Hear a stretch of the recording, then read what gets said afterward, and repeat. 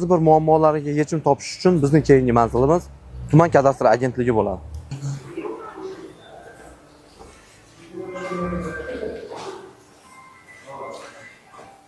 Assalomu alaykum. Hormayda, yaxshimisizlar? Chiqish kerak. Hozir. Assalomu alaykum. Aka, hormayda, charchamayapsizlar? Bittasi 28 so'rovnomam 2026-yil 28-martda berilgan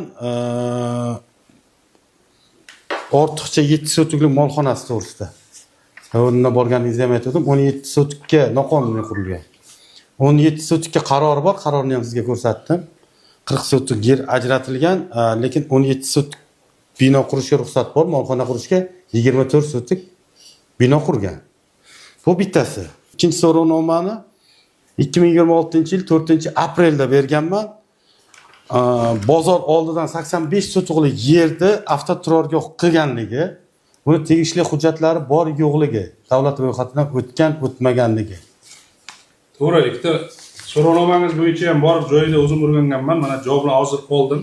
Mutaxassislarga tayyorlab berganmiz. Birinchi so'rovnomada qarang. 28-mart kunida berilgan so'rovnomada Abduqodir Hoji bog'lari fermer xo'jaligi bog'dorchilik uchun ijaraga berilgan.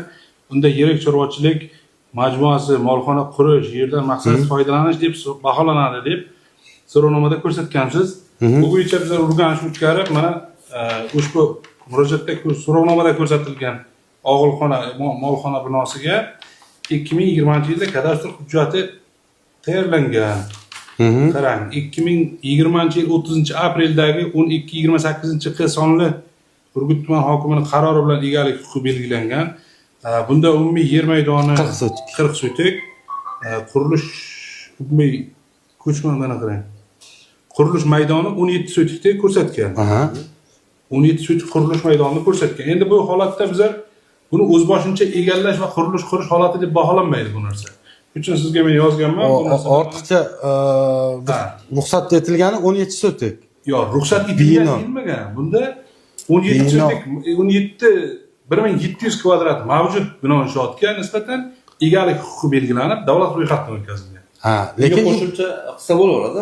Shuni o'shani ichida 40 sotikning ichida qilsa bo'ladi. Bo'lsa bo'ladi. Bu o'zboshimcha egallash deb hisoblanmaydi. Tushunasizmi? xo'p, bu nima?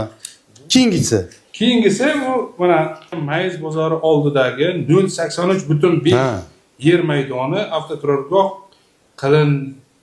qilingan old tomondan 158.94 metr sement blok bilan o'ralgan degansiz. Ushbu joyda ham